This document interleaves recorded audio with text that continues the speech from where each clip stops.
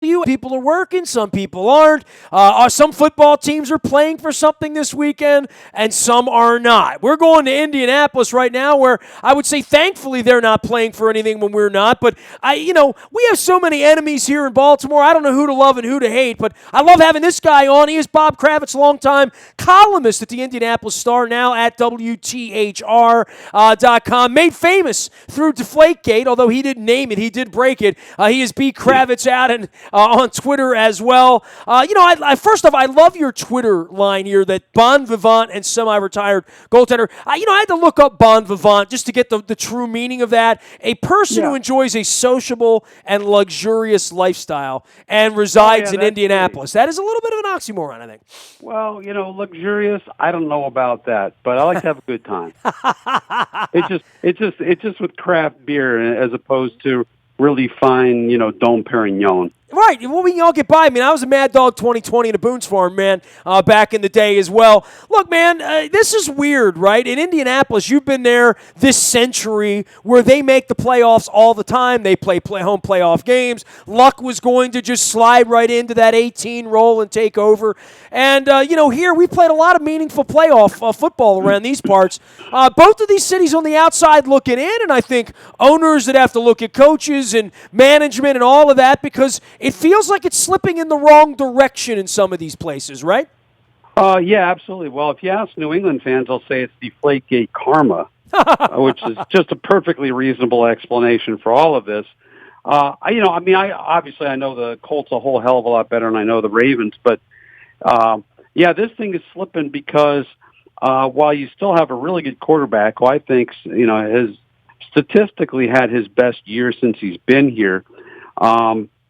Defensively, they are dreadful. The offensive line played better the last 8-9 games, but still gave up way too many sacks and are still second in the league in most sacks allowed. And there's not a lot of good young talent in the pipeline, and that's what happens when you whiff basically on 3 straight first-round picks. Bjorn Werner, Trent Richardson, who's basically a first-round equivalent. They traded a first-rounder to get him.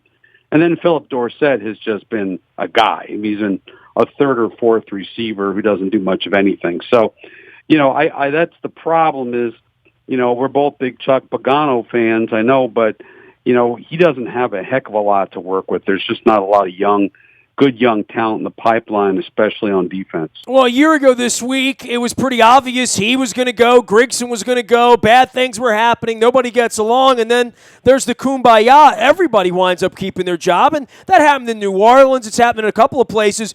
We're sitting here this week saying, well, I know what the optics are for the Ravens, but it really is about what Steve Bisciotti thinks. In Indianapolis, it really is what Jim Irsay thinks. We saw what Buffalo thought earlier this week, and, we've seen some other chairs get hot and some ejections take place. The Black Monday bloodletting doesn't seem to be as popular as it used to be. It feels like when these teams get and the owners get tired of coaches, they'll make the move whenever. Somehow Pagano has survived this. Grigson has survived this. Obviously, Luck's going nowhere. I mean, there's some parts like Flacco in Baltimore that won't be ejected, but I have a feeling on Monday something weird's going to happen somewhere where nobody feels it coming. With the Colts, it feels like you guys went through this last year, right? Right. Last year, we all thought, and Chuck Pagano was among those thought, that he was a goner. And, Jim Irsay, for whatever reason, up until that Monday, did not fully know whether he was going to keep his guys or let them go. And I think part of it was related to their efforts to get Sean Payton away from the New Orleans Saints. And I think that, the way it turned out, Payton was just too expensive for the Colts' tastes, and they decided not to pull the trigger and figured that Plan B made sense. And at the time, I applauded them for that because you had 2 guys who had put together 3 11-5s, had won 3 playoff games, and they only went 8-8 with Andrew Luck missing 9 games. So it wasn't like they were horrible, but I think now you're in year 5 and you're 8-8 again with a healthy Andrew Luck. The defense is no better than, it's probably worse than it's ever been. The drafts have been terrible. People ask me, who do you blame? and I've written, I place it 75 to 80% of the blame on Ryan Grigson. Now, what's going to happen Monday? God, I wish I knew. I've just as we were sitting here before you you called me, I got a text from somebody telling me what they thought was going to happen. I'm getting different answers from different people, is what I'm saying.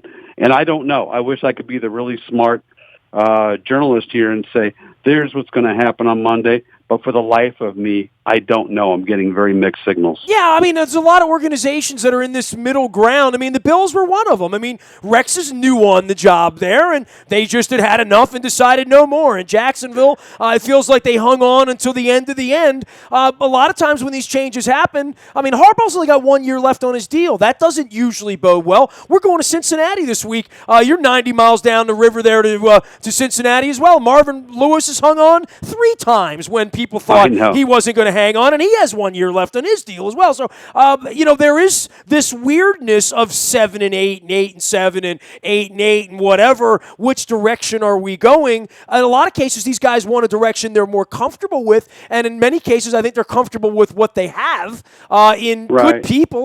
No one's going to say Marvin Lewis, Chuck Pagano, or John Harbaugh are bad people, and if they get fired, they just have a job a week from Monday. But there's been a lot less itchy trigger fingers from these organizations, I think, recently to hang on to people. Yeah, I think that's probably true. And I wouldn't touch Harbaugh. I think when you have somebody who has proven that he could do it at the very highest level and can win a Super Bowl, I think you hold on to those people. And I just don't see. I don't see it making sense for them to make a change. I haven't talked to Ozzie Newsome since he was a tight end in Cleveland, but one of my favorite people. But if you get rid of Harbaugh, it's almost a shot at Ozzie. I mean, has he brought in the right kinds of people? Have they underachieved? Have they overachieved? And I don't know what the feeling there, what the feeling is there in Baltimore, but I can tell you the feeling here is that they ought to be better than 8 and 8 or 7 and 8, which is what they are now, but not that much better. I mean, to not be able to win the AFC South when you've got 2 teams, Tennessee and Houston, whose quarterbacks are Matt Castle and Tom freaking Savage, something's really wrong. I mean, you have got to win your division that year, and the Colts have gotten fat in this division over the years, and this year they couldn't even beat those guys. They lost to Houston twice. They lost to Jacksonville. Yeah, the Jacksonville loss in Houston, in London, that was really kind of the bottoming out to say, oh man, we're 1 and 3. This is going to be a long climb to get back into this thing. And to your point, you have a quarterback, and you'll say, everybody says, well, you have to have a quarterback to win, but there's so much more that goes into it that once you have the quarterback, the rest of it needs to be right. And I don't see a lot of talent on that Colts team. Well, that's the thing is that, and people will disagree with me here, a few, but I think most will agree that Andrew just doesn't have much help. Now, look, he's not been routinely great. I mean, he was terrible in that Houston game that they lost at home. He didn't play well. He was the reason why they fell behind 33-7 to Oakland because of his 2 picks. But, when you've got a team that gave up, 31 sacks in the first 8 games, he's been under pressure 44.6% of his dropbacks, which is the most in the league by a lot. His receivers lead the league in drops. His defense sucks, so he's always under pressure to get stuff done. So there's just not a lot there. I mean, Andrew is a little bit like Peyton in the sense that he's got to be great/perfect if they're going to have any chance to win. He is Bob Kravitz. He's out in Indianapolis, Indiana, at WTHR.com, writing there, doing some TV stuff as well as covering the Colts. Nobody does it better in these parts. And, of course, you'll be at the Super Bowl as well as at the Combine, which is in Indy. And, for the Combine in Indianapolis every year, I think it's become the NFL networks there and following it and stuff. Right. It really is a nice thing to live there and have it come every year, I think. I mean, I think I've gotten comfortable with coming out there and freezing every year. The league seems to like it, right? Yeah, I would think so. When L.A. came online, there was some talk that it would be in L.A. at some point, and I'm sure a lot of people would prefer their weather to our perpetually crappy weather that time of year. But it makes a lot of money for the city. I'd like to see them do it in a bigger room because I think I think it's outgrown the room where we do our thing. But yeah, it's kind of interesting. I've never been a huge fan of it, but I enjoy more going out to Prime after everything is over and sort of, touching base with some NFL people that I know more than interviewing the guy who's going to be a fifth-round draft pick from Idaho State. But yeah, it's pretty cool. Don't know if I'm going to the Super Bowl since the Colts aren't there, but we'll have something to say about it anyway. Did you do London?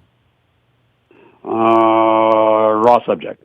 No, I did not go to London. Oh, you did not do London. Oh, okay. Well, No. fair enough. We're playing there next year, so I think some teams have looked at that thing when they get it on the calendar, and especially when you lose that game and have to come back home. There's something about having that game on the schedule from some of the coaches I've talked to that it creates sort of a diversion, something else to have to prepare for in the middle of the year. I know Mexico City was the same way. It's good if you have coaches on your staff who have lived through it. Now, the Colts, granted, they went over and played like garbage, but I think it helped them logistically having Joe Philbin on the staff. He's their offensive line coach, and, when he was with the Dolphins, he had to go over to London 1, 2, 3 times. So, it's a pain in the neck, but it's a pain in the neck for both teams. So there's no excuses. Jacksonville probably has it down to a science more than other teams. But, if you get the right people to, get guys' bodies where they're supposed to be and guys stay out of trouble in London, it shouldn't be an issue.